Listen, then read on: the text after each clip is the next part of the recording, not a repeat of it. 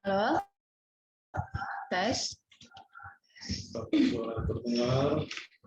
Selamat pagi Bapak Ibu, apakah suara saya terdengar? Selamat pagi. Selamat pagi Mbak Tania. Pagi. Selamat pagi Mbak Tania. Selamat pagi. Selamat pagi, cuma putus-putus suaranya nih. Kayaknya apa ya, putus-putus ya Pak? Iya. Kalau untuk Bapak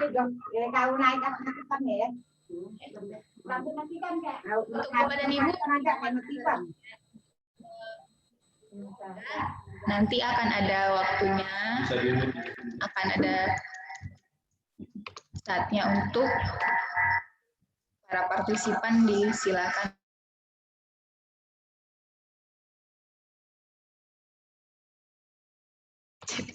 Suaranya kecil kan ya? Suaranya kecil. Suara saya udah terdengar sekarang. Kecil, menggema. Masih kecil Tania sayang. Untuk saya hanya kelihatan gini-gininya saja, tidak ada suaranya. Suara apa tuh Pak yang gini-gini tuh? Mungkin sinyal kami di sini yang terlalu bagus. Enggak. Mana? Mana suaranya? Ini volume.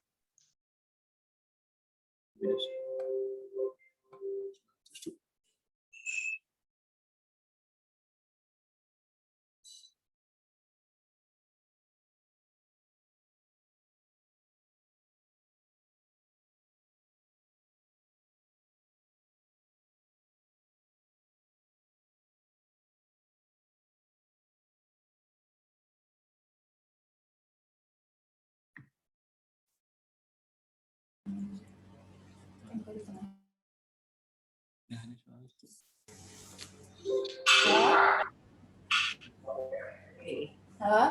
Kok situ-situ? Anu pakai mikrofon.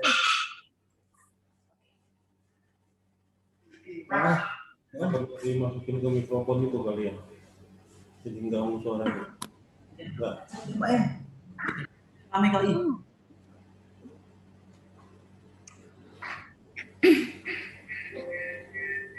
Maksudnya nggak usah masuk ke itu, nggak usah masuk ke mikrofon itu aja lah. Ke speaker ya, Dengin loh. biar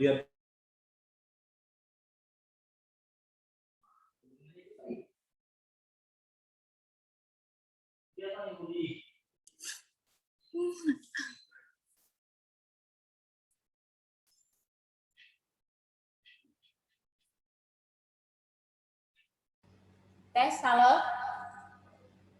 itu masih audionya belum nyala. Karena join audio yang mau kita hindari Pak, yang nggak gembira. Oke?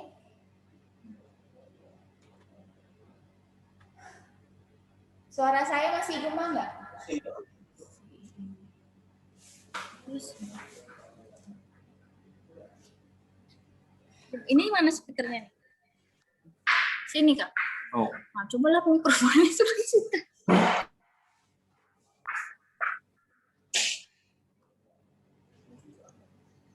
Sudah Tania, udah terdengar.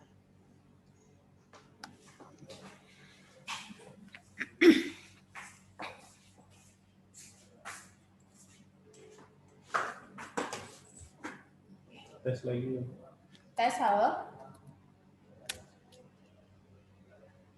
Suara saya sudah kedengeran Bapak Ibu? Sudah. Sudah Bu. Masih ada gema? Tidak Bu. Sudah Bu Tania, Halo? kedengaran. Pakai mikrofon coba. Kan kau udah Bagus Mbak, suaranya manis sekali. katanya kedengeran, cuman kecil. Tapi kalau aku join nanti kau lihat ya. Enggak, maksudnya pakai mic, bukan. Oh, mikrofonnya nggak ada. Sini. Di sini. Yang stand yang di meja nggak ada ya? Biasanya ada. Udah, ini aja.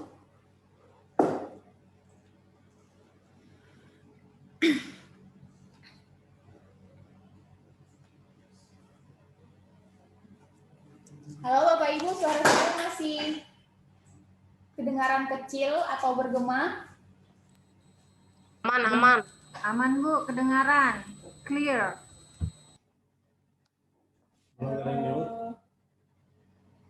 Halo. Kak Salwa bilang sip sudah mantap. Ya. Oke, kita mulai ya. Selamat pagi, kami ucapkan kepada Bapak Ibu yang telah hadir pada Zoom meeting kali ini. Seperti yang sesuai dengan judul undangan, hari ini kita akan mengadakan kegiatan Pintar PA 093. Yang mana Pintar PA 093 Speaker. yang mana kegiatan Pintar PA 093 ini adalah inovasi layanan dari KPPN Singkawang yang nantinya akan dicanangkan atau direncanakan diadakan sekali atau 2 kali dalam 1 bulan untuk membantu Bapak Ibu dalam melaksanakan tugas dan fungsi pelaksanaan anggaran atau pencairan dana. Berhubung karena ini acaranya singkat saja, kita langsung kepada acara yang pertama, yaitu kewajiban penyampaian hard copy SPM yang akan disampaikan oleh Mas Rezi. Mas Rezi, coba Mas Rezi, saya mau lihat mukanya mana. Oh iya, itu dia. Silakan Mas.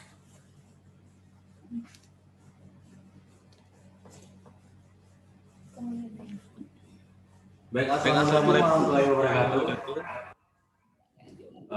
Bapak Ibu bisa mendengar suara saya. Sebelumnya saya mengucapkan banyak terima kasih atas partisipasi Bapak Ibu pada event ini untuk mengikuti kegiatan kita pada pagi hari ini. Inti dari kegiatan kita pada hari ini adalah kita lebih ke santai dan interaktif. Jadi Bapak Ibu nanti bisa menyampaikan permasalahan-permasalahan terkait dalam pencairan dana. Dan bisa juga nanti sampaikan permasalahan terkait teknis dalam pembuatan SPM juga bisa. Nah, untuk mengawali kegiatan pada pagi hari ini, pertama saya juga mengingatkan kembali kepada Bapak Ibu untuk tertib dan cepat untuk menyampaikan HPP SPM yang sudah jadi SP2D. Nah, berdasarkan surat dari Kepala KPPN Singkawang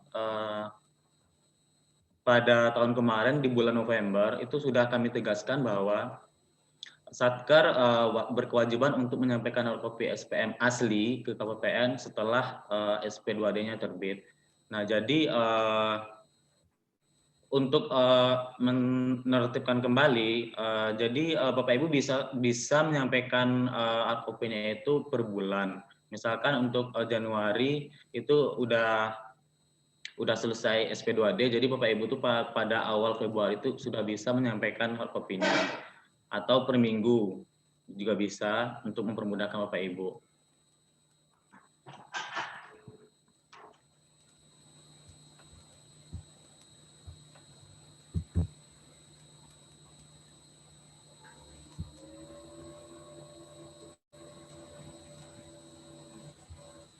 Nah, ini berdasarkan surat dari Kepala KPPN pada tanggal 11 November 2020 nomor S504/PB.17 KP.02/2020 terkait mekanisme penyampaian APP SPM pada masa keadaan darurat COVID-19. Nah, Bapak Ibu, berhubung pada sampai saat ini kondisi kita masih seperti saat ini dan kita pelayanan belum menerima pelayanan tatap muka dan masih full online. Untuk itu kemarin per 2020 itu per April kita udah mengimplementasikan ISPM. Dengan berlakunya ISPM, maka Bapak Ibu cukup mengupload SPM ke aplikasi tersebut. Namun tetap berkewajiban menyampaikan hard copy asli ke KPPN. Nah, teknis penyampaiannya itu berdasarkan surat yang telah kami sampaikan sebelumnya sudah dijelaskan masing-masing. Di situ Bapak Ibu juga harus bikin surat pengantar Kemudian printan tanggal SP2D-nya dari tanggal berapa sampai tanggal berapa. Nah, untuk melihat apakah SP2D itu sudah terbit, Bapak Ibu bisa melihat di aplikasi Omspan di modul pembayaran. Terus cek di menu daftar SP2D per Satker. Nah, di menu tersebut Bapak Ibu bisa memfilter SP2D-nya per bulan atau per minggu, per 2 minggu atau per 3 minggu. Nah, saran saya untuk mempermudahkan, saya sarankan untuk SP2D ini biar nggak ada biar nggak ada kelupaan. Itu karena kan untuk gaji induk itu lintas SP2D-nya kan itu bulan berikutnya. Jadi untuk mempermudahkan biar nggak ada yang tertinggal, saya sarankan nggak apa-apa per bulan aja kopinya disampaikan ke KPPN. Nah, untuk saat ini kita udah sampai ke periode Maret. Cuman baru beberapa satker yang menyampaikan kopi yang asli ke KPPN. Kemudian untuk tahun 2020 juga ada masih banyak satker yang belum menyampaikan kopi. Nah, untuk itu bisa saja KPPN mengambil kebijakan apabila Bapak Ibu tidak tertib atau tidak menyampaikan kopi, mungkin bisa kami pending untuk penerbitan SP2D-nya yang diajukan. Nah, untuk itu setelah kegiatan ini selesai, nanti kami harapkan Bapak Ibu tertib lagi untuk menyampaikan kopinya ke KPPN.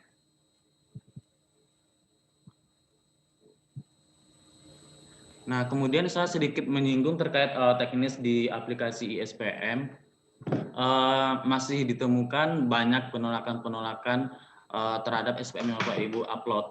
Nah, kebanyakan dari permasalahan itu adalah masih terjadinya kelalaian terhadap menginjek PIN PPSPM. Nah, berhubung pada saat ini itu kita full online, jadi Bapak Ibu harus berkoordinasi secara aktif dengan PPSPM-nya dan memastikan bahwa SPM atau ADK SPM yang diupload ke aplikasi sudah terinjek PIN PPSPM. Karena apabila Bapak Ibu tidak melakukan injek PIN PPSPM, maka kami di KPPN tidak akan bisa memproses SPM-nya. Nah, seperti itu harus diperhatikan lagi. Sampai saat ini masih banyak juga satker yang belum melakukan hal tersebut. Dan pastikan yang menginjek PIN PPSPM itu adalah PPSPM-nya. Nah, kemudian terkait untuk urian SPM, mohon kerjasamanya kepada Bapak Ibu untuk aktif kembali melihat informasi-informasi yang kami sampaikan di grup. Kami rasa informasi yang kami sampaikan di grup terkait urian SPM itu sudah terakomodir di file yang pernah kami share berdasarkan jenis SPM-nya. SPM uang makan bagaimana uriannya, SPM gaji induk, SPM LS non kontraktual, SPM LS kontraktual itu sudah lengkap. Jadi mohon diperhatikan lagi kepada Bapak Ibu untuk memudahkan bisa saja Bapak Ibu print petunjuk-petunjuk yang kami share dan diletakkan di meja kerjanya biar nggak lupa. Mungkin itu aja saran saya. Nah, sementara untuk mengawali kegiatan kita pada pagi hari ini seperti itu, saya cuma mempertegaskan untuk penyampaian hard copy. Jadi sekali lagi mohon kerjasamanya kepada Bapak Ibu untuk tertib lagi menyampaikan hard copy SPM asli ke KPPN. Demikian. Selanjutnya akan kami serahkan ke host.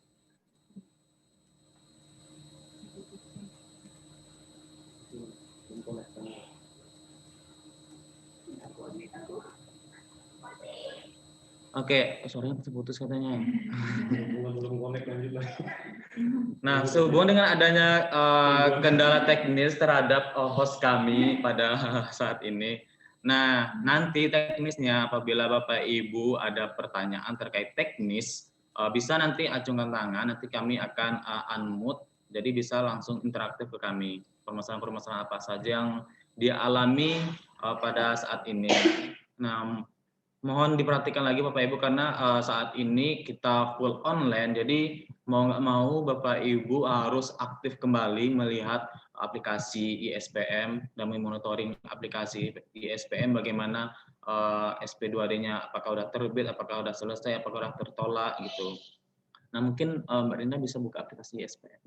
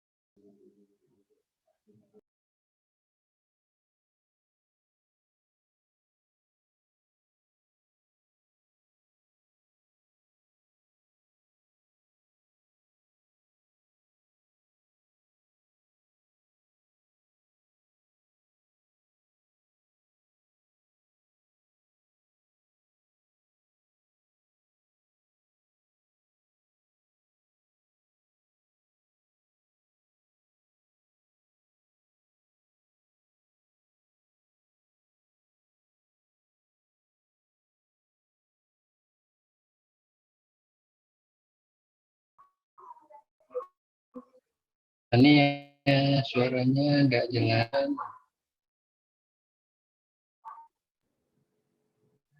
Oke, apakah Bapak Ibu sudah mendengar suara saya? Ya, Sudah. tadi Bapak mute.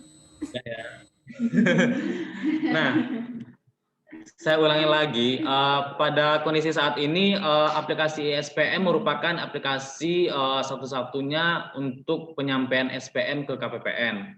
Nah, karena kita maksudnya itu karena kita belum membuka layanan tatap muka, jadi sudah diakomodir oleh aplikasi ISPM ini.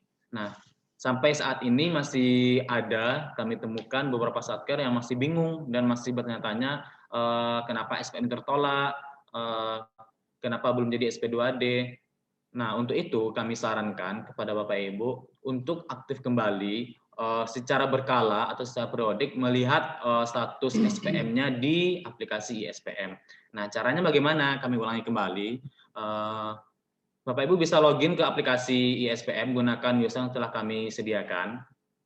Nah, di sini ada menu beranda proses. Monitoring, kalau monitoring, kalau dispensasi ini cuma ada di KPPN sama garansi bank. Nah, Bapak Ibu untuk melihat statusnya, Bapak Ibu bisa masuk ke menu proses tanpa DS. Nah, di sini ada 7 menu SPM, SPM koreksi, Renkas, kontrak, gaji, UP to UP dan kontrak to UP. Nah, masing-masing menu ini ada fungsinya. Pertama, menu SPM. Menu SPM ini hanya digunakan untuk mengupload SPM yang Bapak Ibu akan ajukan ke KPPN. Semua jenis SPM, termasuk SPM retur atau SPM dummy.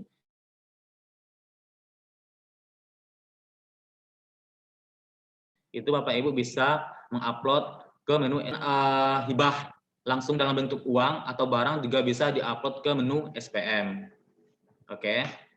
Kemudian kita masuk ke menu SPM koreksi. Nah, menu SPM koreksi itu hanya digunakan untuk mengupload SPM yang akan dikoreksi yang telah terbit SP2D. Nah, misalkan Bapak Ibu ini mengajukan SPM ke KPPN, sudah terbit SP2D, ternyata Bapak Ibu mau melakukan koreksi akun atau koreksi uraian. Nah, itu Bapak Ibu upload di SPM koreksi. Seperti itu. Nah, misalkan Bapak Ibu upload, terus misalkan Bapak Ibu mengajukan SPM, mengupload SPM ke ISPM, ternyata status SPM itu tertolak manual. Itu Bapak Ibu upload kembali di menu SPM, bukan di menu SPM koreksi. Seperti itu. Nah, kemudian kalau Renkas ini adalah menu untuk mengupload ADK Renkas atau RPD. Nah, untuk saat ini itu yang berkewajiban menyampaikan ADK RPD adalah tagihan di atas 5M. Nah, untuk tagihan di bawah 5M, Bapak Ibu tidak berkewajiban untuk menyampaikan ADK Renkas. Seperti itu. Kemudian di menu kontrak. Menu kontrak adalah menu yang digunakan untuk mengupload ADK kontrak. Nah, jadi kalau ada Bapak Ibu mengajukan pendaftaran data kontrak, Bapak Ibu cukup upload di menu kontrak. Dan saat ini masih juga kami temukan ada beberapa satker yang masih ngirim ke email.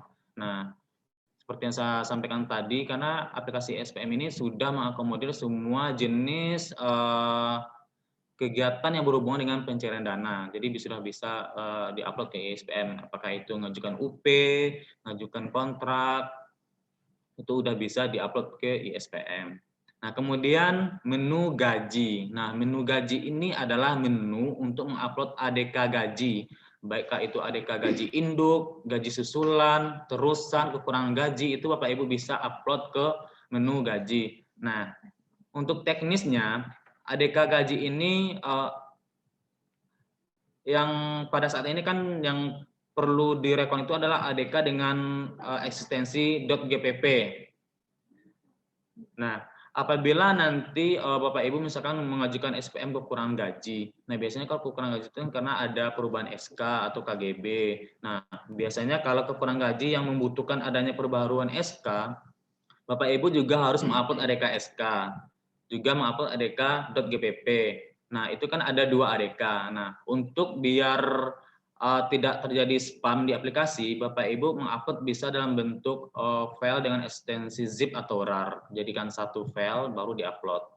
Nah, kemudian pastikan kembali kalau ada pegawai baru atau pindahan, itu Bapak Ibu juga berkewajiban mengirimkan ADK dalam bentuk KRM bagi PNS biasa atau BRU bagi TNI atau Polri. Selanjutnya untuk menu UP TUP.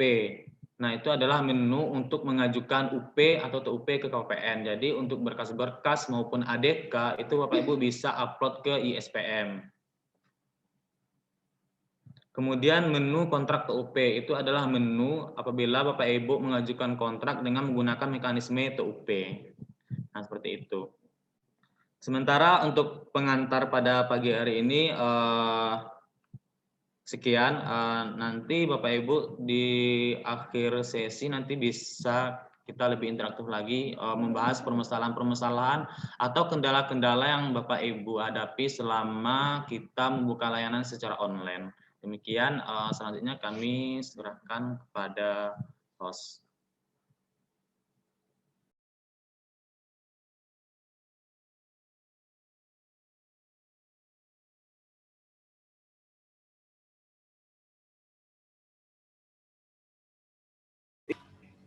Halo?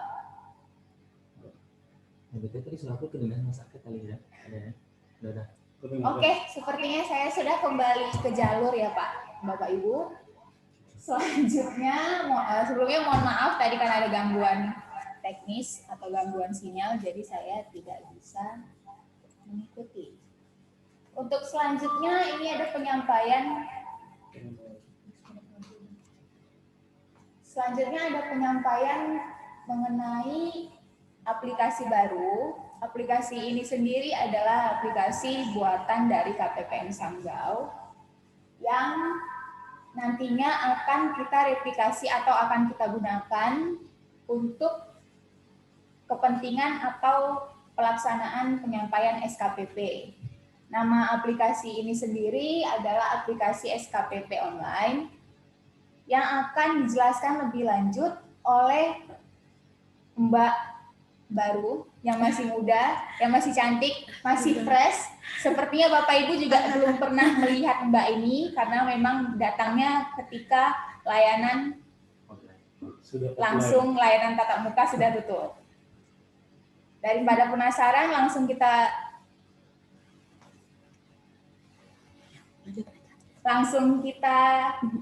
panggil, langsung kita persilahkan kepada Mbak Dinda untuk menyampaikan teknis penggunaan SKPP online. Silakan Mbak Dinda.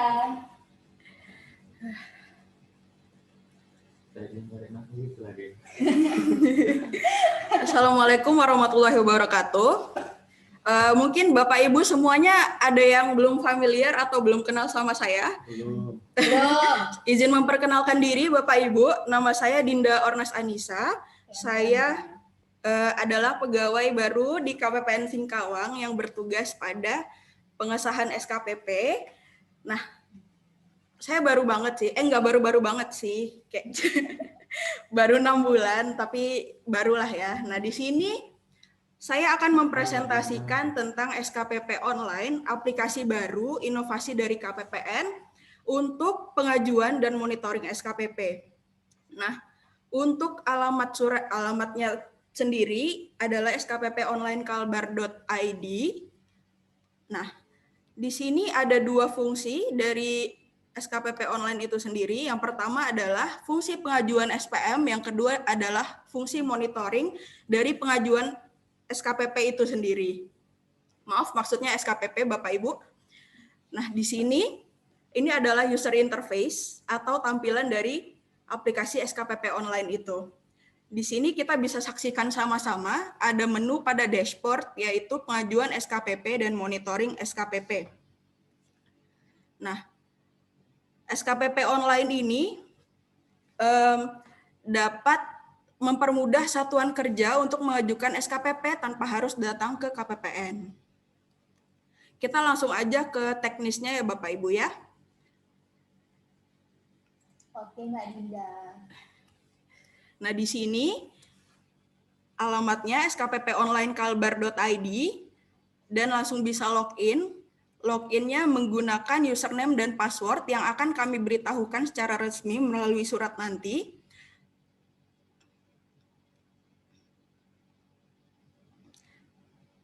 Dan bisa langsung masuk. Nah, di sini ada menu pada dashboard, yaitu pengajuan SKPP dan monitoring SKPP. Di submenu juga ada menu monitoring dan rekam pengajuan SKPP. Tapi itu sama saja, tidak berbeda. Lalu diisi untuk jenis, nama, nomor, tanggal, satker tujuan itu maksudnya satker tujuan pegawai yang bersangkutan pindah, misalnya pindah dari Pengadilan Negeri Singkawang ke Sambas, maka yang diisi pada satker tujuan adalah Pengadilan Negeri Sambas. KPPN tujuan adalah KPPN di mana satker tujuan itu berada. Misalnya pindah ke Lapas Pontianak, maka KPPN tujuannya adalah KPPN Pontianak. Jika pindah ke Polres Sekadau, maka KPPN tujuannya adalah Polres Sanggau. Lalu ada yang perlu diperhatikan juga Bapak Ibu, PDF SKPP, penonaktifkan supplier 3 dan SK pindah itu kami batasi harus kurang dari 500 kilobyte. Kalau lebih dari 500 kilobyte tidak akan bisa diajukan ke KPPN. Nah, ini kita bisa saksikan sama-sama. Jika sudah diajukan, statusnya akan berstatus konsep dan bisa dikirim ke KPPN. Pastikan data sudah benar dan lengkap sebelum dikirim ke KPPN. Di sini Bapak Ibu juga bisa mengedit jenis, nama, nomor, tanggal, satker tujuan, dan KPPN tujuan, tapi untuk PDF yang sudah diupload tidak bisa diedit kecuali Bapak Ibu menghapus SKPP yang sudah diajukan tersebut. Di sini kita bisa lihat, bisa diupdate. Untuk menghapusnya ada di sebelah edit. Nah, untuk mengirimkan tinggal klik yang dikirim ke KPPN. Di sini kita juga bisa untuk batal mengirim ke KPPN. Jika sudah dikirim ke KPPN, statusnya akan berubah menjadi pengajuan ke KPPN. Dibatalkan juga bisa Bapak Ibu kalau misalnya Bapak Ibu berpikir, oh ini mungkin ada yang masih salah. Dan setelah dibatalkan statusnya akan berubah lagi menjadi konsep, bukan pengajuan ke KPPN.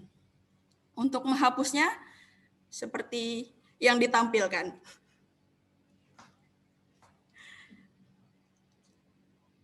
Baik Bapak Ibu, mungkin sudah jelas. Baik. Nah, itu adalah menu untuk pengajuan dari SKPP tersebut. Kalau misalnya monitoring, kita punya 2, yaitu yang pertama adalah penolakan. Jika penolakan terjadi atau SKPP tidak sesuai misalnya dengan data di GPP KPPN atau di SK pindah, maka user interface atau tampilannya akan seperti ini. Pada monitoring SKPP akan ada huruf atau jumlah berapa SKPP yang ditolak dan akan berwarna merah seperti ini. Dan pada menu monitoring akan berwarna merah dengan catatan SKPP tidak sesuai. Lalu untuk persetujuan SKPP warnanya akan berwarna biru Bapak Ibu. Nah, di sini akan ada jumlah berapa SKPP yang disetujui. Dan actionnya bisa unduh file dan unduh SKPP KPPN dengan catatan SKPP disetujui. Baik, begitu saja yang dapat saya sampaikan Bapak Ibu. Terima kasih. Dan saya kembalikan lagi kepada host. Jika ada pertanyaan lanjutan, bisa langsung ditulis di kolom chat Bapak Ibu. Terima kasih. Oke, terima kasih kepada Mbak Dinda yang telah menyampaikan tentang teknis penggunaan SKPP online. Nah, untuk implementasinya nanti, TMT-nya kapan, kemudian usernya bagaimana, atau mungkin manualnya bagaimana akan kami sampaikan lebih lanjut. Namun kalau misalnya ada yang ingin bertanya tentang SKPP, mau baik teknis maupun administrasi atau mungkin hukum-hukumnya, silakan bertanya langsung kepada Mbak Dinda. Mungkin rata-rata udah ada yang di WA Mbak Dinda ya kalau SKPP-nya salah. Selamat pagi Pak, selamat pagi Bu, mau SKPP-nya diperbaiki bla bla bla. Pasti udah ada ya. Nanti kalau misalnya mau bertanya lebih lanjut, silahkan WA Mbak Dindanya langsung.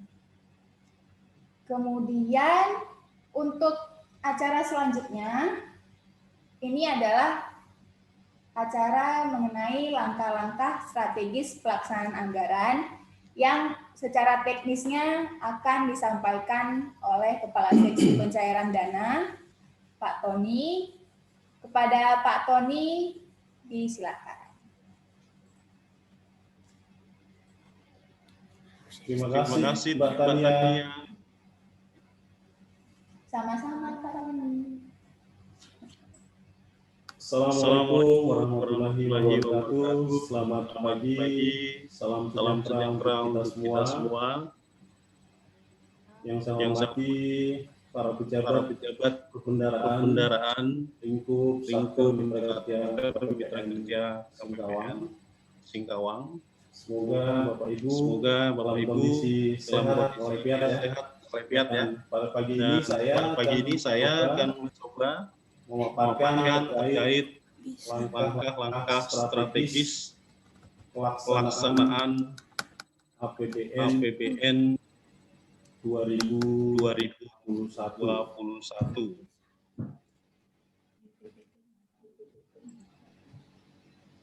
Bapak Ibu sekalian, belum saya sampai pada teknis langkah-langkah strategis pelaksanaan anggaran 2021.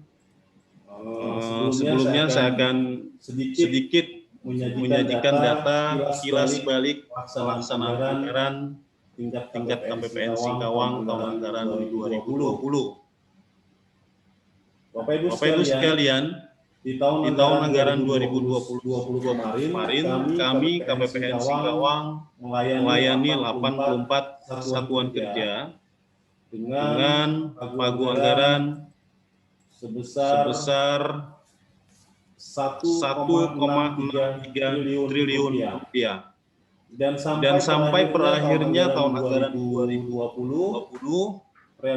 realisasi anggaran sebesar 1,5 triliun rupiah. Jika dipresentasikan, realisasi anggaran kita kemarin adalah 93,03%. Apabila dirinci per jenis belanja, realisasi di tahun anggaran 2020 kemarin belanja pegawai realisasi 96,27%, artinya realisasi cukup bagus untuk belanja pegawai. Kemudian untuk belanja barang realisasi mencapai 89,03%. Ini artinya masih belum optimal Bapak Ibu sekalian untuk belanja barang, perlu ditingkatkan lagi. Kemudian belanja modal realisasi 68,51%. Artinya khusus untuk belanja modal ini perlu perhatian khusus Bapak Ibu sekalian agar kejadian di 2020 tidak terulang kembali, karena realisasinya di 2020 boleh dikatakan masih jauh dari optimal ya, hanya mencapai 68,51%. Kemudian untuk belanja bantuan sosial juga ini realisasinya 85,61%, masih belum optimal. Sedangkan transfer ke daerah dan dana desa realisasi dalam catatan kami 95,08%. Ini cukup baik. Dengan data-data tersebut, kami mencatat sisa anggaran yang tidak terserap di tahun anggaran 2020 adalah 114,25 miliar rupiah. Jadi ini cukup besar Bapak Ibu ya, bahwa negara sudah mengalokasikan anggaran untuk melaksanakan kegiatan, program, proyek, dan lain sebagainya yang diharapkan dapat menjadi faktor pengungkit untuk meningkatkan pertumbuhan perekonomian. Namun sampai pada akhir tahun anggaran tidak terserap sebesar 114,25 miliar rupiah. Itu kilas balik 2020. Nah, bagaimana di tahun anggaran 2021? Di tahun anggaran 2021, Bapak Ibu, kami melayani 83 satker yang tersebar di Kota Singkawang, Kabupaten Bengkayang, dan Kabupaten Sambas. Nah, untuk alokasi belanja pemerintah pusat di wilayah kerja KWPN Singkawang, belanja pegawai 657,48 miliar, belanja barang 233,19 miliar, belanja modal 33,35 miliar, dan belanja bantuan sosial 99,2 juta rupiah. Selanjutnya untuk alokasi dana transfer ke daerah dan dana desa di tahun anggaran 2021 ini Bapak Ibu, kami akan mencairkan pagu anggaran sebesar 719,6 miliar rupiah. Apabila kita totalkan pagu anggaran di Kabupaten Singkawang, baik belanja pemerintah pusat dan TKDD atau transfer ke daerah dan dana desa, total pagu anggaran sebesar 1,64 triliun. Dan sampai kemarin di hari Rabu, data kami mencatat sudah terrealisasi 228 miliar rupiah, atau jika dipresentasikan 13,87%.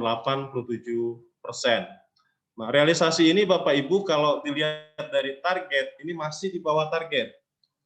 Karena target penyerapan anggaran triwulan 1 adalah 15% ya. Kita harapkan waktu yang tersisa masih ada kurang lebih 18 hari lagi bisa mencapai target ya, bahwa di triwulan 1 realisasi anggaran setidak-tidaknya atau sekurang-kurangnya adalah 15%. Lanjut.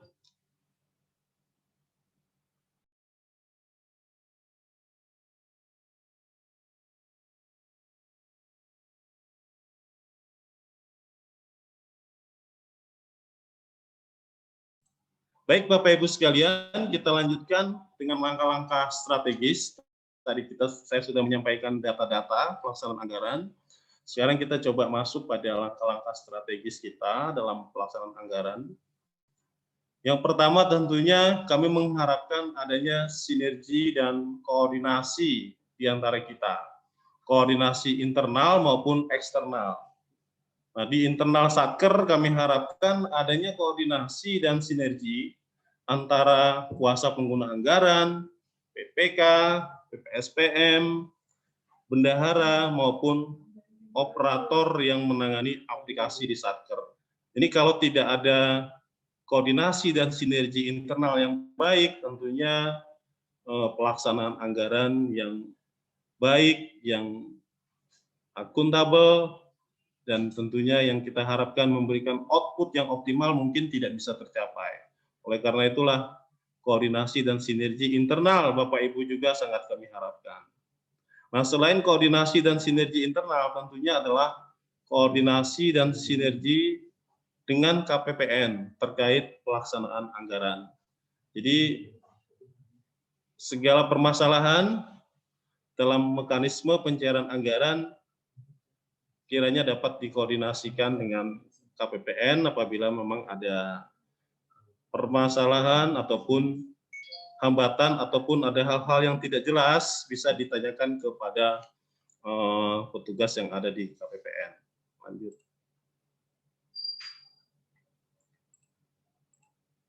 Ini adalah langkah strategis kedua yang kami harapkan dapat Bapak Ibu lakukan adalah review DIPA yang Bapak Ibu terima pada akhir tahun anggaran 2020 yang lalu. Jadi sudah hampir 3 bulan DIPA Bapak Ibu terima.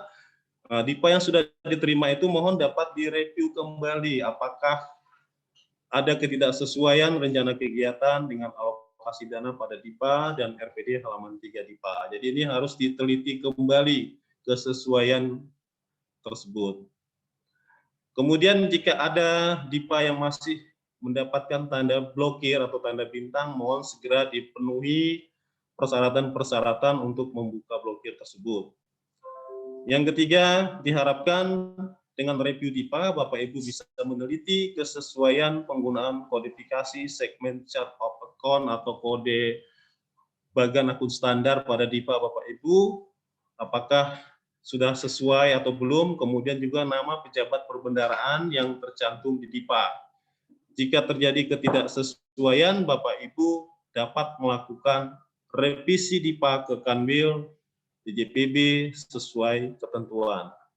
Lanjut. Yang kedua, pada kesempatan yang baik pagi hari ini, kami ingin menyampaikan juga langkah strategis Bapak Ibu dalam pelaksanaan program kegiatan ataupun proyek yang ada di tempat Bapak Ibu sekalian. Sesuai dengan arahan pemerintah, kita diminta untuk mempercepat persiapan pelaksanaan program atau kegiatan atau proyek yang ada di tempat Bapak Ibu sekalian.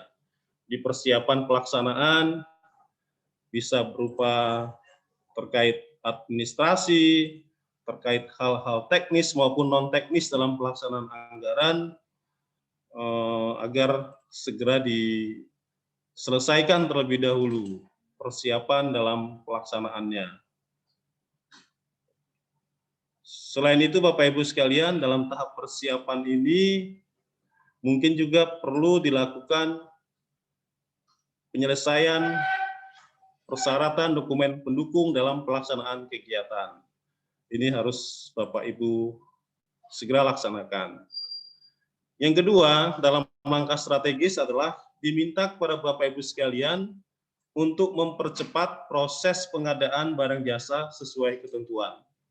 Nah, sebagaimana Bapak Ibu ketahui bahwa sekarang peraturan Presiden yang mengatur tentang pengadaan barang jasa adalah Perpres nomor 16 tahun 2018 dan baru saja di bulan Februari kemarin sudah dirubah dengan Perpres nomor 12 tahun 2021.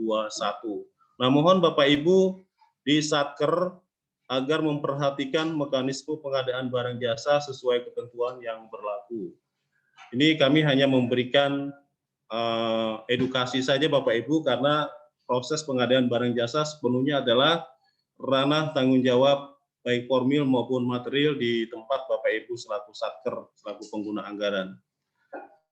Yang kedua, dalam langkah strategis juga diminta kepada Bapak Ibu sekalian untuk mempercepat penyaluran bantuan sosial atau bantuan pemerintah. Nah, kalau bantuan sosial kami bisa pantau ya, karena menggunakan bagian jenis belanja akun khusus bantuan sosial di KPPN Singkawang. Kami mencatat ada 2 satker yang memiliki pagu anggaran bantuan sosial. Nah, dimohon untuk dipercepat Pak realisasinya sesuai arahan dari pusat. Bantuan sosial seharusnya di bulan Januari 2021 sudah bisa salurkan kepada penerima bantuan. Nah, namun catatan kami kemarin saya lihat data untuk bantuan sosial itu belum ada realisasi sama sekali. Ini mohon perhatian kepada Satker yang memiliki pagu dana untuk bantuan sosial, sekali lagi sesuai arahan dari pusat untuk segera dipercepat penyalurannya. Karena kita tahu bantuan sosial maupun bantuan pemerintah itu sangat diperlukan dalam kondisi negara kita seperti saat ini, dalam kondisi pandemi COVID, di mana perekonomian juga sedang dalam pertumbuhan yang negatif atau menurun. Bapak Ibu, yang ketiga adalah langkah strategis yang harus dilakukan adalah segera menyelesaikan tagihan terhadap pekerjaan yang telah selesai terminnya atau telah selesai pelaksanaannya. Jadi kita Bapak Ibu diminta untuk mempercepat. Jadi kalau bisa dipercepat, jangan diperlambat Bapak Ibu. Tagihan-tagihan dari penyedia barang jasa yang telah selesai terminnya atau telah selesai pelaksanaannya harus segera diproses pembayarannya.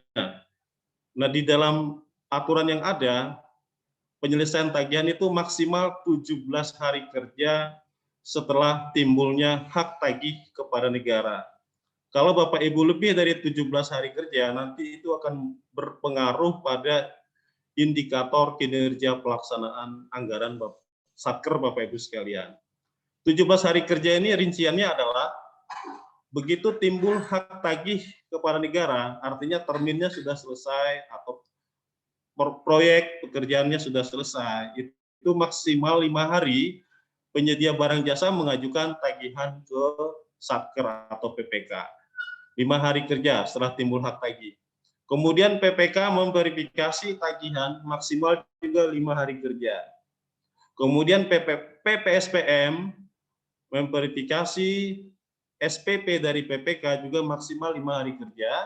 Dan setelah diterbitkan SPM oleh PPSPM, maksimal 2 hari kerja sudah disampaikan ke KPPN. Jadi dengan demikian total jangka waktu penyelesaian tagihan begitu timbul hak tagih kepada negara adalah 17 hari kerja. Selanjutnya langkah strategis yang harus Bapak Ibu perhatikan juga adalah segera mendaftarkan kontrak jika kontrak sudah ditandatangani. Dalam regulasi yang ada maksimal 5 hari kerja. Nah, dalam catatan kami di KPPN Singkawang, masih ada Satker yang terlambat mencatatkan kontrak ke KPPN. Lebih dari 5 hari kerja. Nah, tentu ini kami harapkan ke depan tidak terjadi lagi. Internal Satker harus berkoordinasi antara PPK, PPSPM, dan tugas-tugas lainnya untuk mengidentifikasi kontrak-kontrak yang ada dan segera didaftarkan ke KPPN. Maksimal 5 hari kerja. Selanjutnya, untuk RPD harian, pada kesempatan ini kami tegaskan kembali kebijakan relaksasi dari kantor pusat, TJPB, sekarang Renkas hanya diwajibkan untuk SPM yang bernilai 5 miliar ke atas. Sekali lagi 5 miliar ke atas. Jadi kalau melihat angka ini mudah-mudahan di KPPN Singkawang, Satkernya tidak perlu menyampaikan RPD. Karena dalam catatan kami sangat jarang sekali ada satu SPM yang bernilai 5 miliar rupiah. Ini tentu relaksasi yang kami harapkan bisa membantu pencairan anggaran lebih cepat, ya, tidak harus menyusun RPD dan lain sebagainya. Kemudian langkah strategis selanjutnya adalah mengajukan SPM ke KPPN secara benar dan tepat waktu sesuai RPD jika memang bernilai 5 miliar ke atas tentunya. Nah, ini Bapak Ibu, pastikan SPM Bapak Ibu sudah benar dan tepat, kemudian diupload di SPM, sehingga dengan demikian tidak dikembalikan oleh petugas kami yang melayani Bapak Ibu sekalian. Diharapkan SPM-nya benar dan tepat waktu maupun tepat secara teknis dalam pembuatan SPM tersebut. Lanjut. Kemudian terkait pendaftaran supplier dan kontrak juga, ini teknis saya coba memberikan langkah-langkah juga terkait praktek yang ada, bahwa Satker berkewajiban mendaftarkan data kontrak yang belum tercatat di SPAN sesuai ketentuan. Jadi tentunya Bapak Ibu sudah paham semua teknis. Meneliti data supplier jika terjadi perubahan elemen data. Itu juga harus diteliti kembali, karena kalau terjadi perubahan, terjadi perbedaan, tentunya akan mempengaruhi proses pencairan anggaran Bapak Ibu sekalian. Nah, untuk mempercepat, kiranya pengguna aplikasi SAS agar memberitahu KPPN jika ada supplier baru pada saat penyampaian SPM. Langkah strategis terakhir yang ingin saya sampaikan para Bapak Ibu sekalian adalah terkait administrasi pengadaan barang jasa dan kontrak sesuai dengan ketentuan yang berlaku. Nah, ini sekali lagi sebenarnya adalah ranah Bapak Ibu sekalian, baik secara formil maupun material. Namun pada kesempatan ini kami sedikit menyampaikan hal ini karena bagaimanapun juga nanti kontrak Bapak Ibu sekalian akan didaftarkan ke KPPN dan kemudian dicairkan melalui KPPN. Tentunya sedikit banyak ada keterkaitan antara mekanisme yang Bapak Ibu lakukan dengan mekanisme pencairan anggaran yang ada di KPPN. Kami harapkan proses pengadaan barang jasa Bapak Ibu sekalian dilakukan secara akuntabel sesuai ketentuan yang berlaku, baik menyangkut metode pemilihan penyedia barang jasanya, apakah melalui penunjukan langsung, pengadaan langsung, melalui tender, ataupun melalui tender cepat, melalui pengadaan, melalui pembelian secara elektronik, dan lain sebagainya, itu mohon benar-benar dilaksanakan sesuai ketentuan. Kemudian juga jenis kontrak yang Bapak Ibu gunakan. Di dalam Perpres 16 tahun 2018 sudah diatur jenis-jenis kontrak yang dapat digunakan dalam proses pengadaan barang jasa. Jenis kontrak ini akan berpengaruh ke pencairan anggaran, khususnya kontrak-kontrak yang volumenya masih bersifat perkiraan, misalnya pengadaan bahan makanan dan lain sebagainya, itu kadangkala ternyata kemudian sampai berakhir tahun anggaran masih ada yang belum dibayar dan lain sebagainya. Itu tentu berhubungan dengan jenis kontrak yang Bapak Ibu gunakan harus tepat sesuai dengan ketentuan. Terkait kontrak juga Bapak Ibu harus memperhatikan bentuk kontrak. Nah, bentuk kontrak ini sudah diatur di Perpres 16 tahun 2018, kemudian juga dirubah baru-baru ini. Perhatikan bentuk kontrak yang tepat dalam pengadaan barang di tempat Bapak Ibu sekalian. Tentu Bapak Ibu sudah tahu bahwa nilai sampai dengan 10 juta rupiah bentuk kontraknya bisa menggunakan bukti pembelian atau pembayaran untuk pengadaan barang jasa lainnya. Kemudian untuk pengadaan barang jasa lainnya yang bernilai di atas 10 juta sampai dengan 50 juta rupiah, bentuk kontrak Bapak Ibu bisa menggunakan kwitansi. Selanjutnya pengadaan barang jasa di atas 50 juta rupiah sampai 200 juta rupiah, Bapak Ibu menggunakan bentuk kontrak surat perintah kerja.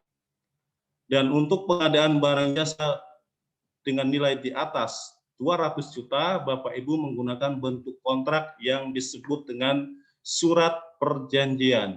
Nah, itu tentunya Bapak Ibu harus melaksanakan itu semua. Sedangkan untuk jasa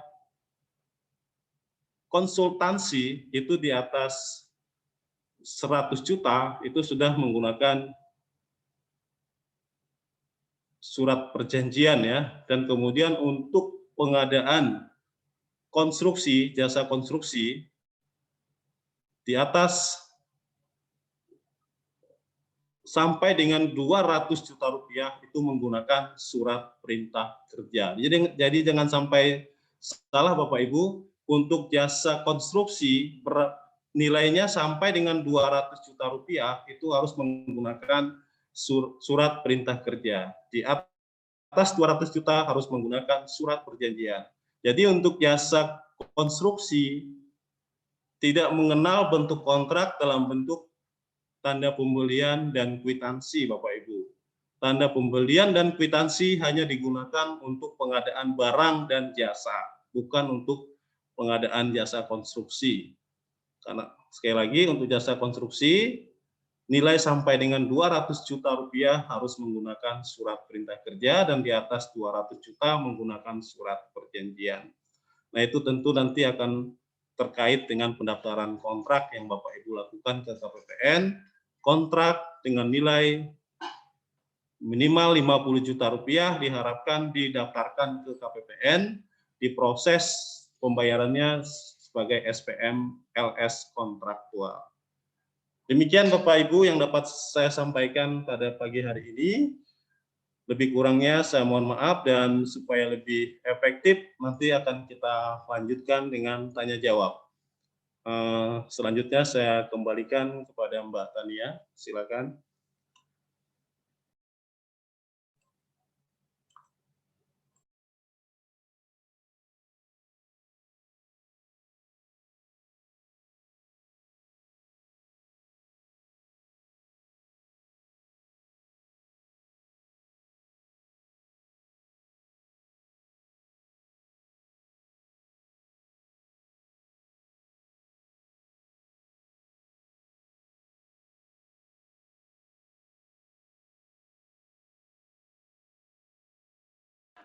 Nah, yang enak satu juga. Nah, yang enak yang bisa dari itu.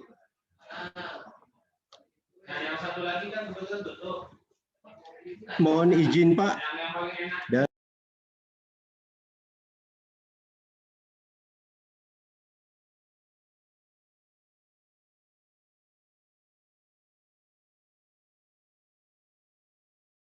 Tertolak ketika melakukan pendaftaran kontrak pada aplikasi SPAN.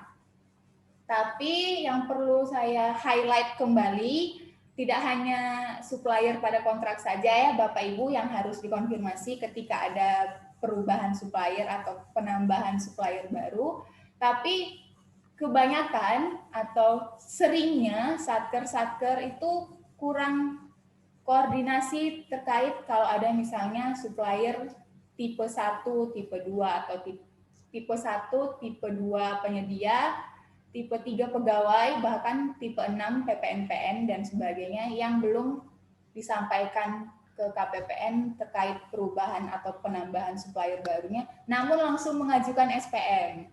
Nah, ketika kami memproses SPM tersebut, karena tidak ada konfirmasi adanya supplier baru, ketika kami proses SPM tersebut, terjadi penolakan Bapak Ibu. Nah, penolakan inilah yang nantinya akan dianggap menjadi penolakan formal, yang nantinya juga akan berpengaruh kepada penilaian IKPA Satker. Iya, IKPA Satker. Karena penolakan SPM itu masih masuk ke dalam indikator IKPA tahun 2021. Kemudian selain adanya penambahan supplier baru yang tidak dikonfirmasi oleh satkernya, ada juga terkadang satker merubah komponen supplier. Misalnya ada pegawai dari satker A pindah ke satker B, ternyata terdapat kesalahan perekaman NIP pada GPP satker sebelumnya atau di satker A. Namun di satker B karena sudah sadar bahwa NIP itu salah, diubah di GPP-nya. Diubah di GPP-nya, disampaikan SPM gajinya atau SPM belanja pegawainya, namun tidak mengkonfirmasi atau tidak berkoordinasi dengan KPPN dulu, langsung mengajukan SPM, maka terjadi perbedaan data NIP pada yang sudah terdaftar di SPAN di Satker A dengan yang akan didaftarkan di Satker B. Misalnya NIP yang di Satker A ujungnya 2001. Ternyata yang benar 2002. ketika di SPAN sudah terdaftar dengan 2001 dan si Satker B mendaftarkan dengan NIP 2002, maka akan terjadi penolakan. Nah, kami KPPN dan pasti Bapak Ibu juga tidak akan mau ya tertolak SPM-nya, karena selain memperlambat atau ya memperlambat kelancaran pencairan dana juga akan berpengaruh kepada penilaian IKPA. Jadi kami mohon kembali mengingatkan untuk jika ada perubahan data supplier baik tipe 1, 2, 3, dan 6, mohon dikonfirmasikan dulu kepada KPPN atau kepada kami, kepada saya, kepada Bang Rezi. Begitu. Oke, sekian dari saya. Selanjutnya sesi tanya jawab. Nanti saya jawab baca yang di chat juga ya. Kepada ini kita mau tanya jawab dulu ya Pak. Tanya jawab. Mungkin kepada Bapak Ibu yang ingin bertanya bisa hands. Menunggu bukan SPM lagi deh. Share screen. Apakah ada? Share dokumen matikan aja. Kenapa Bang Rezi? Langsung aja nggak apa ya? Nggak menambahkan dikit lagi tuh Mbak terkait ini. Nah sambil menunggu pertanyaan dari Bapak Ibu, sedikit kami tegaskan kembali cara bagaimana melihat status SPM di aplikasi SPM. Nah tadi pengantar sudah saya sampaikan, untuk melihat status SPM, Bapak Ibu bisa masuk ke menu proses tanpa DS, klik menu SPM. Nah, di sini tampil data-data SPM yang udah diupload. Nah, ini kebetulan nih saya pakai usernya KPPN. Nah, nanti kalau untuk pakai user Bapak Ibu sendiri nanti juga bakalan tampil seperti ini. Nah, di sini tampil data-data SPM sudah diupload. Nah, nanti Bapak Ibu juga melihat atau memfilter tanggal uploadnya di menu bagian atas. Dari tanggal berapa sampai tanggal berapa, nanti habis itu tinggal dicari. Nah, akan muncul SPM yang diupload sesuai tanggal tersebut. Nah, di bagian kanan nomor itu ada tanda plus warna hijau. Nah, itu Bapak Ibu klik. Nah, di situ akan lebih rinci lagi nomor SPM, jenis SPM, urian SPM, dan nilai SPM. Nah, untuk melihat alasan penolakan, Bapak Ibu bisa melihat di kolom keterangan. Nah, di situ ada alasan kenapa SPM-nya ditolak. Nah, jadi kami harap kembali Bapak Ibu bisa lebih aktif kembali melihat aplikasi di samping berkoordinasi melalui WA Group. Karena kita online melakukan pelayanan pada kondisi saat ini, diharapkan juga Bapak Ibu bisa lebih aktif lagi melihat aplikasi. Demikian untuk tata cara bagaimana melihat status SPM di aplikasi SPM. Oke, dipersilakan kepada Bapak Ibu untuk mengajukan pertanyaan atau menyampaikan permasalahan yang dihadapi. Mic-nya dikunci ya, Mbak. Oke, apakah ada? Oh iya, nambahin lagi ya, Bang Rezi. Terkait melanjutkan tentang supplier atau kontrak. Sebenarnya di grup description info KPPN Singkawang saya sudah membuat link drive untuk tempat format. Misalnya format penonaktifan supplier tipe 1, penonaktifan supplier tipe 2, 3, kemudian perubahan data supplier, pembatalan data kontrak, dan sebagainya yang sesuai dengan per 58 tahun 2013. Kan saya kan sering nih dapat WA, Mbak, kalau misalnya ada nama pegawai berubah, apa yang harus dilakukan? Oh, pertama ini harus konfirmasi dulu, kemudian pastikan bahwa suppliernya itu sudah diubah di aplikasi Satker, tapi sekaligus bersamaan dengan permohonan perubahan data supplier dengan cara menyampaikan surat permohonan perubahan data supplier. Nah, formatnya gimana, Mbak? Ada formatnya nggak? Sebenarnya saya sering ngasih langsung sih dari Japri, cuman alangkah lebih baiknya jika Bapak Ibu melihat terlebih dahulu di Google Drive format yang sudah saya buat di description group info KPPN Singkawang. Nah, nanti jika ada yang kurang atau ada ingin bertanya lagi, boleh ditanyakan langsung. Begitu. Jadi biar tidak tanya-tanya terus tidak disimpan. Ada perubahan data supplier, nanya lagi. Gitu. Ada yang ingin bertanya? Oke, sembari ada Bu Weni. silakan Bu Weni. Silakan unmute. Wabarakatuh. Selamat pagi Bu Weni. Pagi Mbak Tania. Ini Mbak. Untuk pertanyaan dari SINTT Mbak. Ini mengenai tambahan dana Mbak. Gimana Bu? Tambahan dana setelah pemotongan anggaran. Mbak Tania. Ya. Maksudnya Kita mendapat tambahan anggaran dari PNBP Mbak. Khusus untuk kegiatan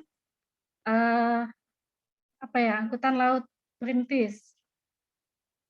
Jadi kemarin kita setelah pemotongan kita udah adendum. Setelah beberapa hari setelah itu kita mendapat tambahan lagi dengan dana PNBP. Sedangkan untuk yang rupiah murni ini setelah adendum realisasi kita baru tercapai 50%.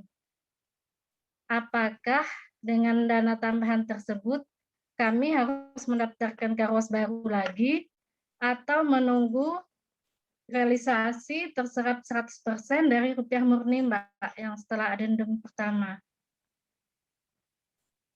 Ya demikian Mbak, itu aja. Saya ulang ya Bu ya pertanyaannya.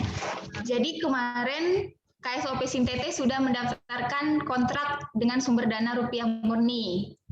Iya. Kemudian sudah diadendum karena adanya pemotongan dana dan realisasinya masih sampai dengan sekarang masih 50%, begitu ya Bu ya? Iya. Nah, kemudian setelah adanya adendum ini ternyata KSOP SINTT mendapatkan penambahan dana kembali dengan sumber dana PNBP untuk perintis, kontrak perintis yang sama begitu. Nah, pertanyaannya apakah sumber dana PNBP ini harus dibuatkan kembali kontraknya, apa harus menunggu realisasi dari rupiah murni sampai dengan 100%, begitu? Iya. Oke, siap. Iya, ada yang tanyakan. Oh, ditampung dulu ya. Kata kepala seksi ditampung dulu. Oke, kita tampung dulu. Oke, selanjutnya terima kasih pertanyaannya Bu Weni. Sama-sama. Oke, selanjutnya ada yang ingin bertanya kembali, bertanya lagi? Mohon izin Mbak Tania bertanya. Itu siapa ya Pak? Maaf itu Dari siapa ya? Kejaksaan Negeri Bengkayang. Oh, Kejaksaan Negeri Bengkayang. Coba raise hand Pak, biar kita lihat mana ya? Mana nih? Masih belum kelihatan Pak. Mana ya? Tidak mau soalnya Oh iya, silakan Pak, persilahkan. Assalamualaikum warahmatullahi wabarakatuh. Selamat pagi menjelang siang. Ini mungkin pertanyaan ini mungkin nanti saya tujukan mungkin ke Pak Tony. Ini terkait dengan pengajuan pengesahan hibah. Jadi pada awal bulan Maret kami ada mengajukan SPM memo pengesahan pencatatan hibah langsung berupa barang. Kemudian sudah kami upload di ESPM. Kemudian dari aplikasi tersebut ditolak secara manual.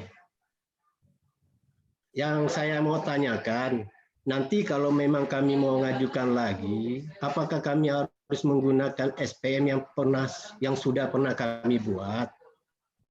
Yang kedua, kami mendapat informasi dari pihak KPPN Singkawang, kenapa pengajuan tersebut ditolak, karena katanya nomor register hibah dari Kanwil belum muncul, artinya belum muncul di aplikasi KPPN.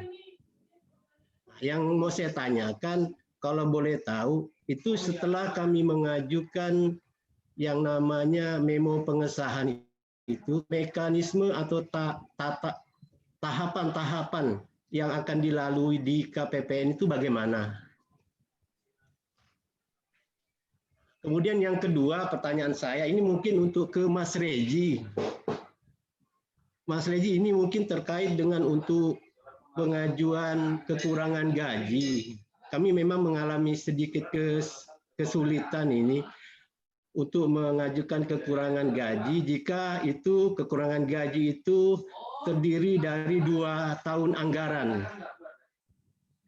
Contohnya begini, kami ada rencana untuk mengajukan kekurangan gaji di tahun anggaran 2020 dan di tahun 2021. Kekurangannya itu dari mulai Oktober 20 sampai Oktober tahun 2020 sampai dengan Februari 2021.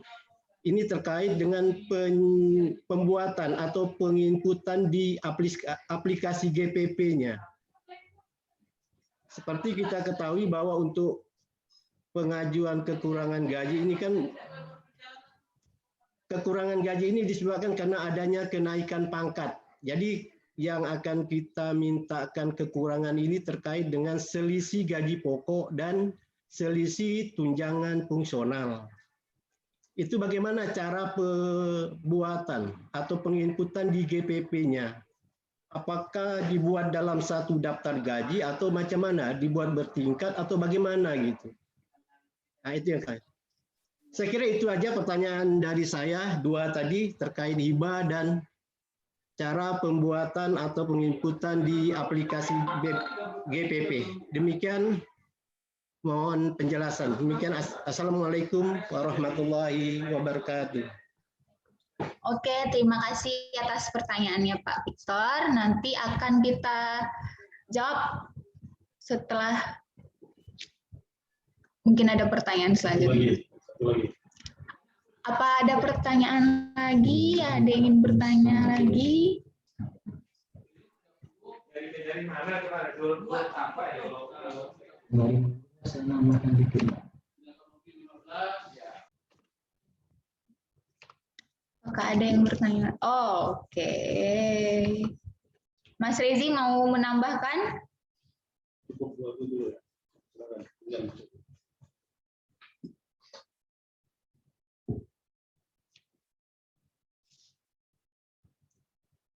Mungkin Mas Rezi ada yang mau ditambahkan? Baik, sembari kita menunggu pertanyaan lainnya dari Bapak Ibu, sedikit saya menambahkan terkait mekanisme bagaimana sih cara injek PIN BPSPM itu udah berhasil. Nah, biasanya kan ada SPM Satker ditolak karena ADK belum injek PIN BPSPM.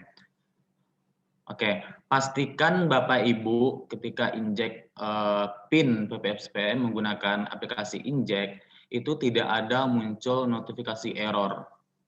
Apabila muncul notifikasi error pada saat injek PIN BPSPM, pastikan Bapak Ibu menyimpan ADK dalam folder dengan penamaan tanpa spasi.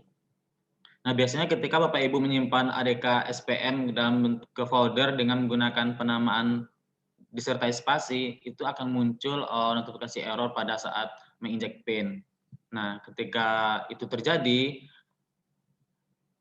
itu dapat dikatakan bahwa injek PIN BPSPM belum berhasil. Nah, untuk itu pastikan penyimpanan nama injeknya itu di folder tidak ada spasi, seperti itu. Oke. Sudah, Mas Rezi? Oke, untuk sementara seperti itu. Oke.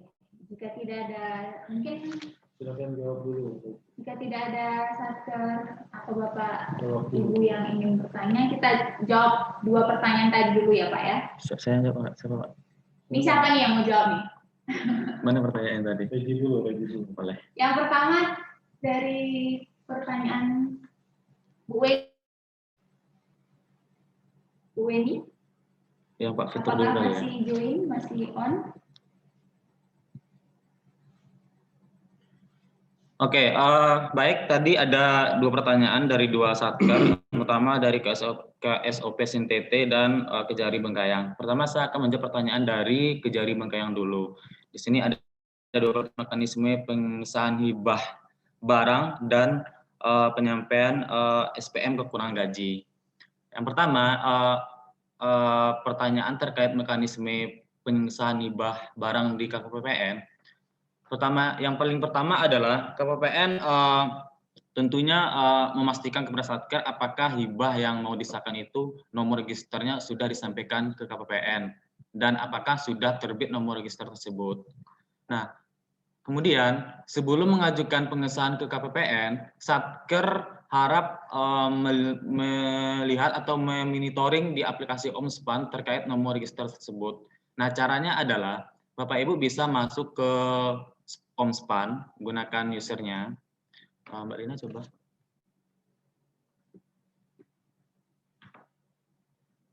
Nah, Bapak Ibu bisa login ke aplikasi Omspan untuk melihat nomor register hibah tersebut. Nah, di kanan paling di sudut kiri atas itu ada tempat cari, ya udah nanti tinggal dicari register DJ PPR untuk hibah barang. Kalau untuk hibah uang, Bapak Ibu bisa masuk ke modul hibah. Nah, untuk hibah barang, Bapak Ibu bisa masuk dengan mencari register DJ PPR. Register DJ PPR, tinggal diklik. Nah, muncul tampilan seperti ini. Masukkan nomor register yang sudah diterbitkan oleh Kanwil DJPB. Nah, setelah cukup memasukkan nomor register, kemudian tinggal kirim. Nah, setelah kirim nanti bakalan muncul nomor register yang sudah diterbitkan oleh Kanwil. Apabila sudah muncul, itu Bapak Ibu sudah bisa mengajukan pengesahan hibah ke KPPN. Apabila belum muncul nomor register tersebut, maka sebaiknya jangan mengajukan pengesahan dulu. Karena mekanisme pengesahan hibah di KPPN itu nanti kami akan mengesahkan sesuai dengan nomor register yang sudah terdaftar di SPAN. Apabila belum terdaftar di SPAN nomor registernya, maka pengesahan tersebut tidak akan bisa berhasil dilakukan penjurnalan di aplikasi SPAN. Seperti itu. Nah,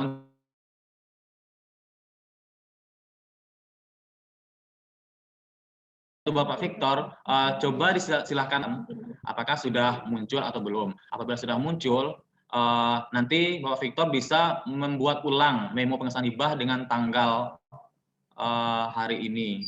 Karena kemarin itu awal Maret sudah kadaluarsa itunya, memo pengesahan hibahnya. Seperti itu. Kemudian untuk terkait kekurangan gaji 2020. Itu karena 2020 dan 2021 ya Pak ya. Bagaimana mekanisme di GPP-nya? Oke, yang pertama pastikan PPABP sudah terima SK kenaikan pangkat dan melihat TMT SK kenaikan pangkatnya. Nah, ketika sudah terima, PPABP merekam perubahan SK sesuai nama pegawai yang menerima kenaikan pangkat. Nanti Pak Victor rekam SK kenaikan pangkat di GPP. Dan kemudian setelah itu jangan lupa di default SK tersebut di GPP-nya. Nah, setelah di default, nanti Pak Victor bisa bikin kekurangan SPM gajinya secara kumulatif dari 2020 sampai 2021. Nah, jadi untuk pembuatannya pas mengambil edit agak gaji lama, itu TMT-nya kapan? Bulan misalkan TMT-nya April 2020, berarti gaji edit master gaji lamanya April 2020. Kemudian edit gaji barunya misalkan di Maret itu dia sudah pakai gajinya itu sudah kenaikan pangkat baru, berarti gaji baru itu Maret 2021. Nah, bisa dibikin secara akumulatif seperti itu. Dan biasanya kalau untuk kenaikan pangkat itu biasanya nanti ada akun-akun pembulatan. Nah, nanti untuk akun pembulatan itu karena ada 2 tahun ya Pak ya. Tahun 2020 dianggap tahun anggaran yang lalu, tahun 2021 dianggap tahun anggaran berjalan. Nah, nanti kalau ada pembulatan, nanti Pak Victor identifikasi apakah pembulatan ini terjadi di 2020 atau di 2021. Kalau terjadi di 2020, nanti akun pembulatannya gunakan akun 425911. Ulangi lagi, 425. Pembulatan terjadi di tahun anggaran berjalan, itu bisa digunakan akun 51119, seperti itu.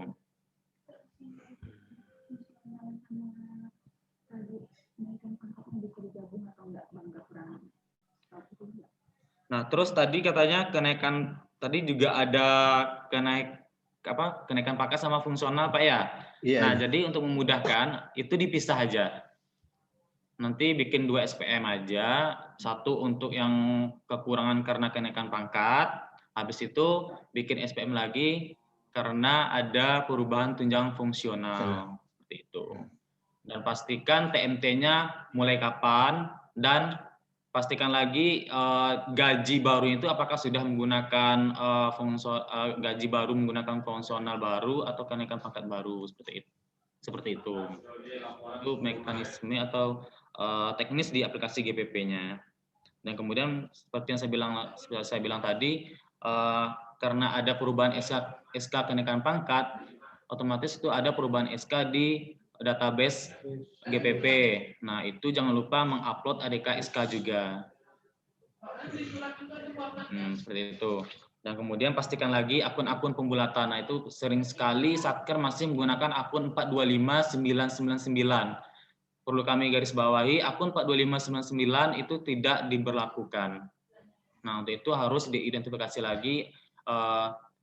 Memang pas bikin ADK gaji, ketika kita mengimport ke SAS, ketika bikin SPP, itu bakalan muncul otomatis akun 42599. Nah, itu harus diidentifikasi lagi. Akun itu apakah pembulatan atau pengembalian karena dia dari struktural atau konvensional, itu harus diidentifikasi lagi oleh PPABP. Seperti itu. Mohon izin Mas. Gimana Pak Victor? Mas Reji tadi terkait dengan akun untuk pembulatan. Kalau yang tahun lalu itu tadi akunnya berapa Pak? Untuk akun pembulatan tahun lalu tadi akunnya berapa? 4. Oke. Kalau untuk akun pembulatan tahun anggaran berlalu atau tahun anggaran yang lalu TAYL, Pak Victor bisa menggunakan akun 425911. 911. Ya. Kalau untuk tahun anggaran berjalan atau TAB itu akun 51119. Oke. Cukup. Sementara seperti itu ya Pak Victor ya. Nanti ya dipersilakan dicoba dulu bikin ADK gaji. Nah, sebelum membuat SPM biar enggak 2 kali lah istilahnya, Pak Victor bisa bikin ADK gaji dulu, upload ADK gajinya ke ISPM, nanti kami proses apakah sudah berhasil atau tidak. Ketika sudah berhasil baru bikin SPM-nya, seperti itu. Iya. Oke, Mas Reji, makasih atas penjelasannya.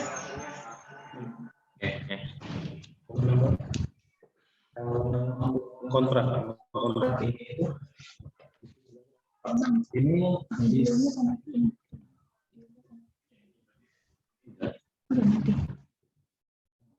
audio. Nah, ini kan juga itu Saya nambahin sedikit ya. Enggak, nambah sedikit sebentar. Tes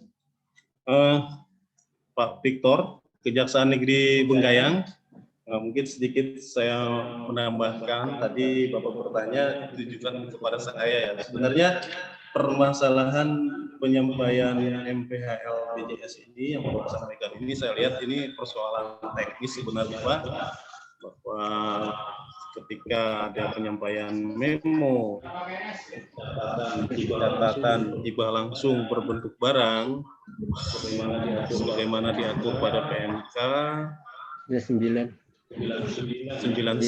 ya. Itu memang salah satu persyaratan yang harus diuji oleh KPPN adalah untuk nomor register hibah tersebut. Tadi sudah dijelaskan secara teknis oleh Mas Reji ya. Saya kira sudah jelas Pak bahwa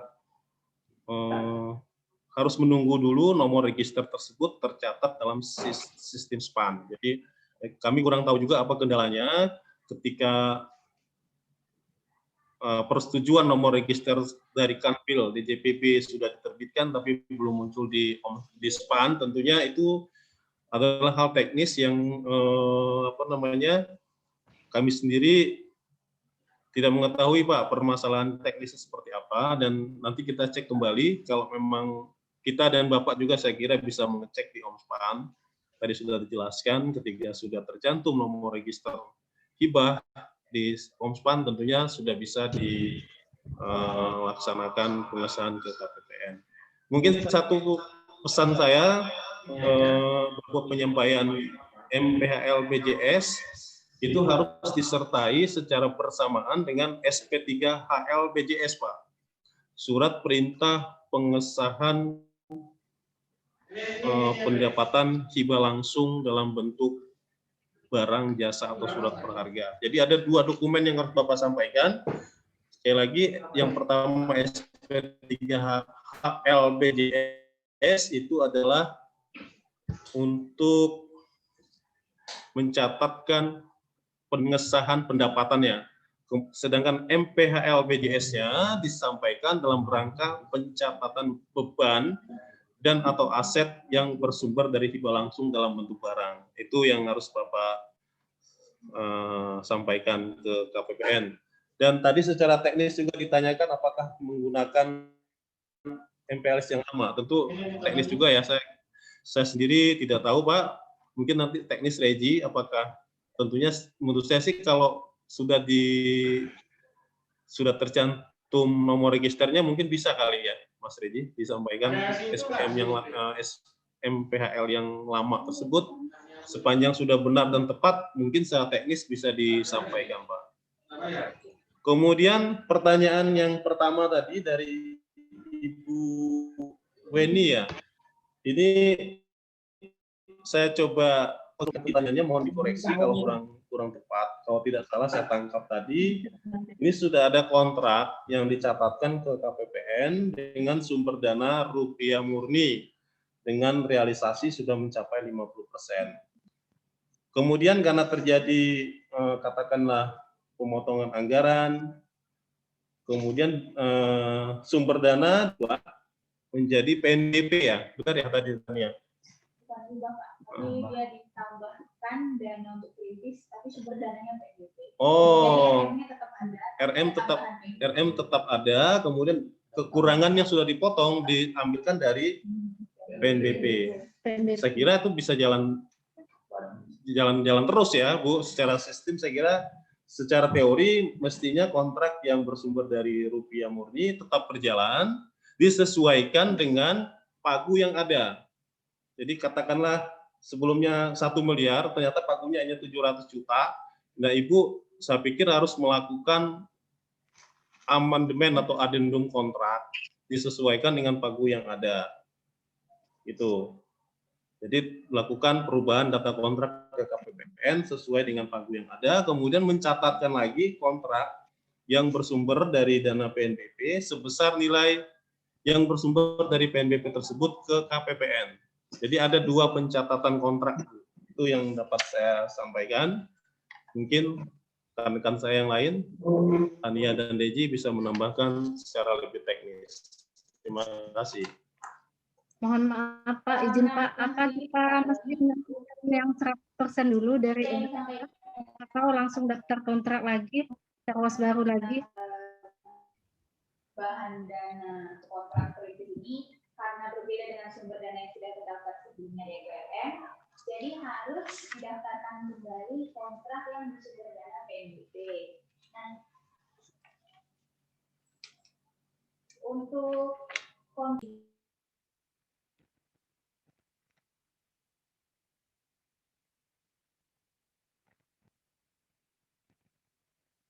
Putus Mbak, suaranya Mbak, enggak kedengaran.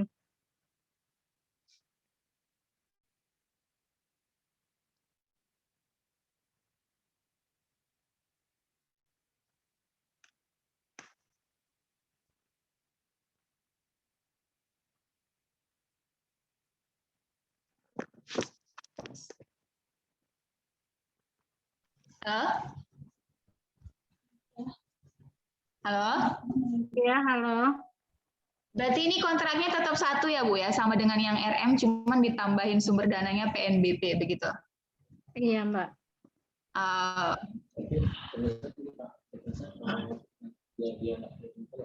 Cuma yang jadi pertanyaan kami Mbak, apakah harus selesai dulu realisasi? Untuk realisasi RM-nya nggak harus sih Bu, bisa bersamaan, bisa berjalan bersamaan begitu. Oh ya. Yang penting kontrak BISAS-nya itu ditambahkan dengan sumber dana PNBP, kemudian didaftarkan ke KPPN. Jadi dua-duanya bisa jalan bersamaan. Kasihan Bu dipisah, nanti kangen. Oh iya dah. Makasih Mbak. Ini ada, oke, terima kasih Bu Weni. Kalau ada pertanyaan lagi atau mungkin kurang jelas bisa di WA aja nanti ya Bu, soalnya waktunya kurang. Ya. Oke, terima kasih.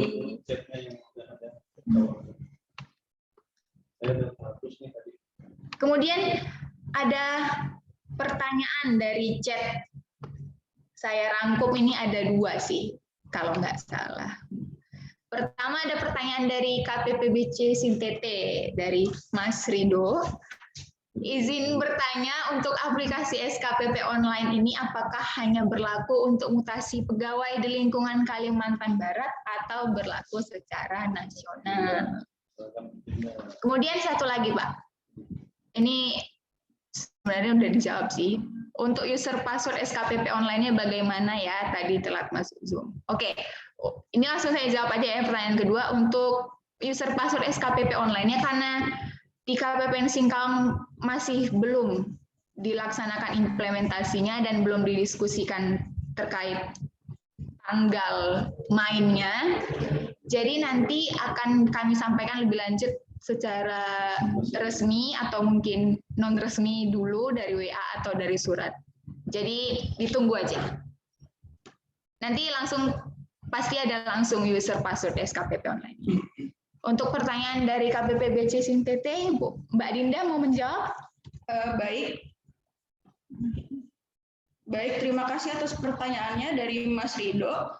Tadi pertanyaannya, apakah SKPP online ini cuma digunakan untuk pengajuan SKPP mutasi pegawai di lingkungan Kalimantan Barat atau secara nasional? Nah, kembali lagi untuk tujuan dari inovasi SKPP online itu diberlakukan, itu gunanya untuk pengajuan SKPP. Jadi meskipun dia pindah di luar Kalimantan Barat, misalnya di tempat-tempat lain di luar Kalimantan Barat, itu tetap menggunakan SKPP online karena Jawa.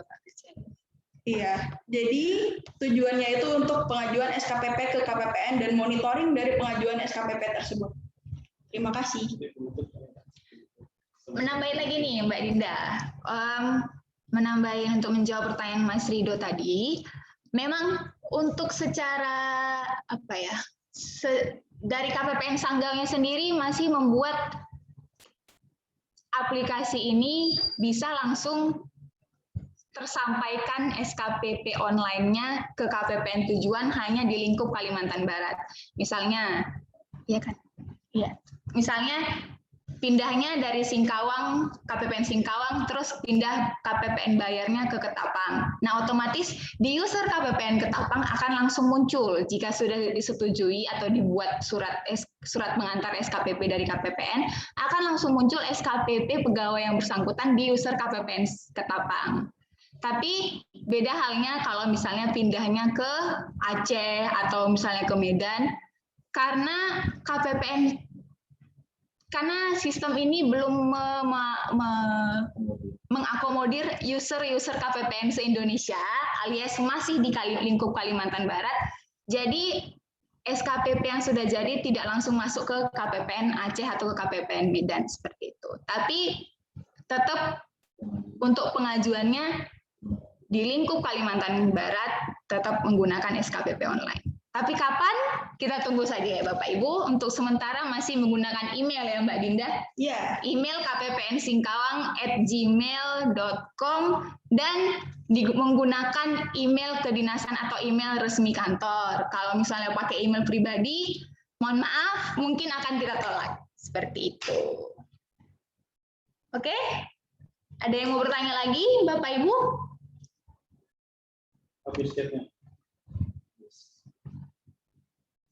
Sepertinya sudah tidak ada. Oke, karena waktu juga sudah lewat jam 10, lewat dari jam yang tertera di undangan, langsung kita tutup saja ya.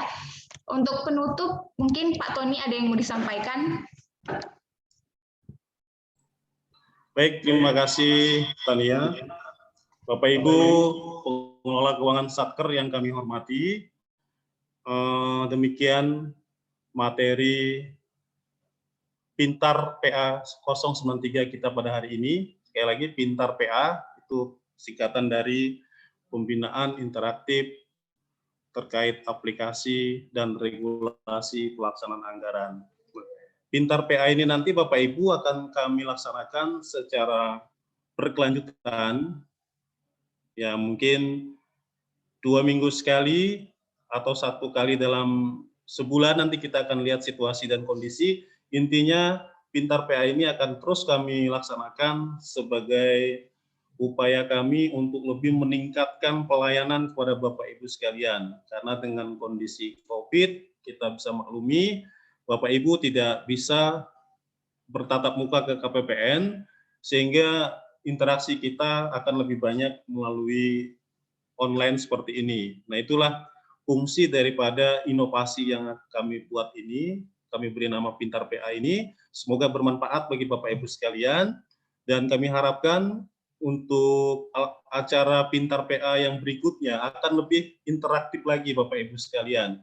Jadi kami akan sangat senang jika dari Bapak Ibu banyak pertanyaan-pertanyaan ataupun masukan-masukan kepada kami. Nanti materi yang berikutnya akan kami tentukan, dan sekali lagi kami harapkan akan lebih interaktif dengan Bapak Ibu sekalian. Kami ingin menggali permasalahan-permasalahan yang ada di Satker. Dan terakhir Bapak Ibu, kami sampaikan bahwa KPPN Singkawang sudah mencanangkan pembangunan zona integritas menuju wilayah birokrasi bersih dan melayani pada hari Senin yang lalu.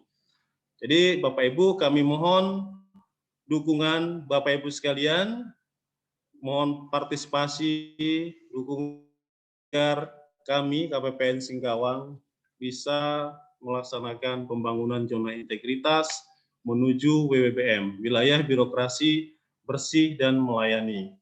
Demikian Bapak Ibu, sekali lagi terima kasih, dan semoga Pintar PA ini bermanfaat bagi Bapak Ibu sekalian. Terima kasih, saya kembalikan kepada Tania untuk menutup acara ini. Oke.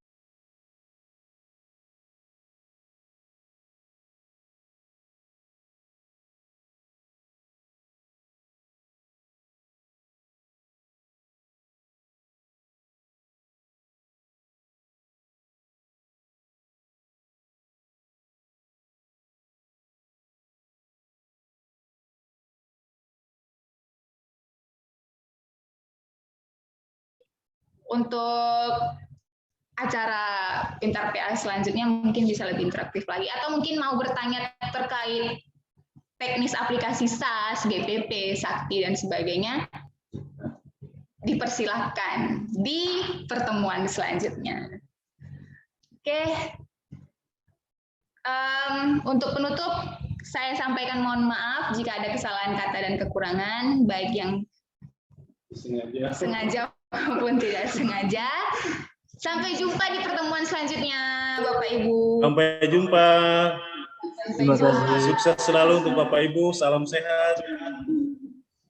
Jangan lupa pakai suara mereka. Pakai masker, Mbak Tania. Kapan ke Palu? Saya juga nggak pakai masker ya, Bu ya. Oke. Persilahkan. Sukses ya. Ya, Pok, Din, foto YouTube nanti. Silakan Bapak Ibu sudah boleh live. Jangan lupa mengisi absen sebelum live ya. Ntar Mbak Tania lihat WA ya. Saya ada mau ngajukan adendum lagi untuk karwas kontrak yang baru ini. Koreksinya. Oke, siap. Ya, makasih. Nanti kalau Bu Inanya yang untuk PNBP itu, nanti kan dia daftar kontrak baru, seolah bikin kontrak baru aja, dengan rincian menentukan yang RM, biar dia nggak telah di emisikan dapat.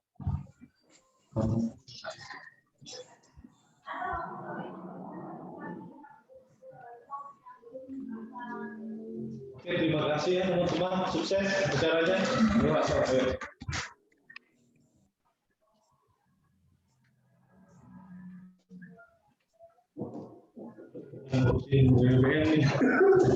Bikin proposal dulu. Ini proposalnya gimana nih?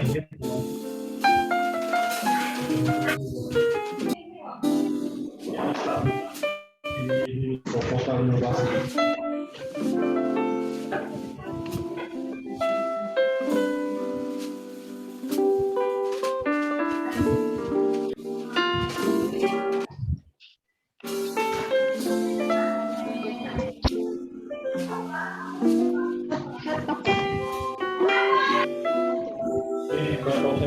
Jadi ini sebenarnya mati, kenapa ya? Yang mati. Sistem ini kan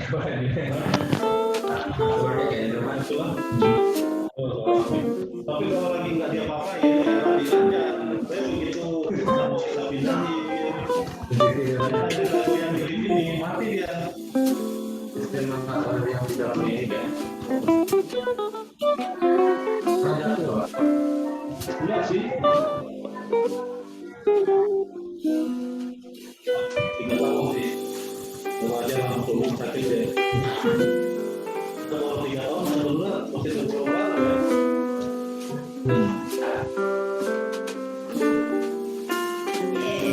Soalnya sekarang saya juga tinggal orang masih pakai amat nih, jangan-jangan belum deh.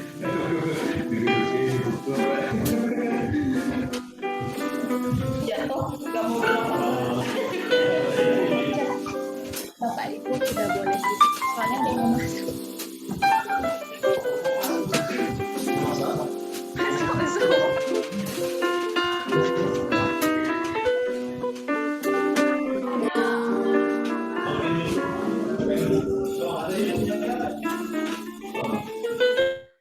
Yang dulu kan kalau ada filenya tuh yang apa? Sudah selesai ya? Bapak Ibu sudah boleh lihat ini.